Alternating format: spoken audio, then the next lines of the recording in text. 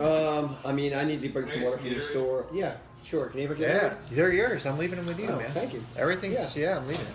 Yeah. So, Yeah. it was 2008, and I was shaving, and I noticed this large mass on my throat.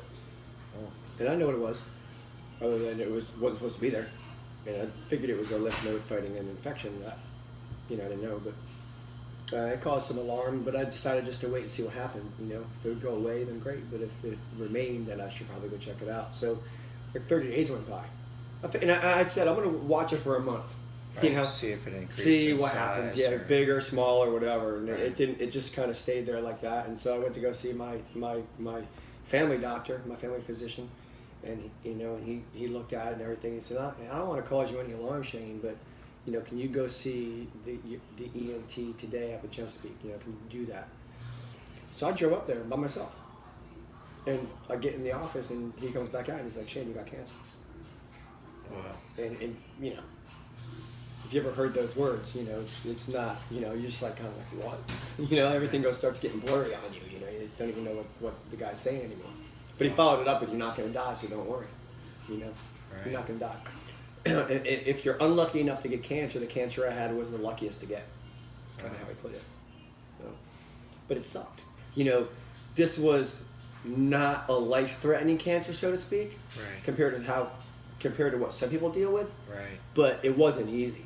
And anytime you have cancer, it's not easy. It's hard to get through. Right. I did a whole, summer of radiation, 8 fields across my neck, which I was 155 pounds on the very day I started, and I was 105 on the very day I finished. Oh. So I looked bad. I looked like death. Because when you start doing this across the neck, it burns you, and it kills you all your taste buds, not to mention your appetite. And it says, hey, I got a friend who just got diagnosed with the same cancer Shane had or has, and would Shane be willing to call him to tell him what kind of he's up for, Right. And so yeah, of course he will, absolutely. So I called this guy, and we talked for months on the phone, never even met him, and eventually we do meet, and this guy ends up being, track star in high school. He's a runner. I've never run before in my life, and so we developed this friendship. And he ends up running a marathon, one year to the date of his diagnosis. 1 year later. This first year. Wow. He just incredible. It's the only marathon he's ever run to date. He's just only run that one, wow. But right now he still runs track and field. He's a speedster. He's fast, and he's in his 50s. And he used to live just a mile down the road.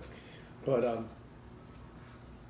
I was watching him, social media, that kind of thing, seeing what he was doing, talking to him, and he was loving. He got back into it, and he was killing it. And one day I decided to, he was inspiring me. I'm like, man, him and a couple other people actually I started to talk to who were runners. I was never a runner before, and I didn't know any runners. And he inspired me a little bit, So I'm like, man, I wonder what it'd be like to go run a mile. So I get in my car, and I set my, my thing to 0, and I drive a half mile out. And then I drive back. Okay, that's a mile, all right? So I take my phone, and I put it to, I open up the clock, and I open up the stopwatch, and I hit start. And I put it in my pocket, and I take off.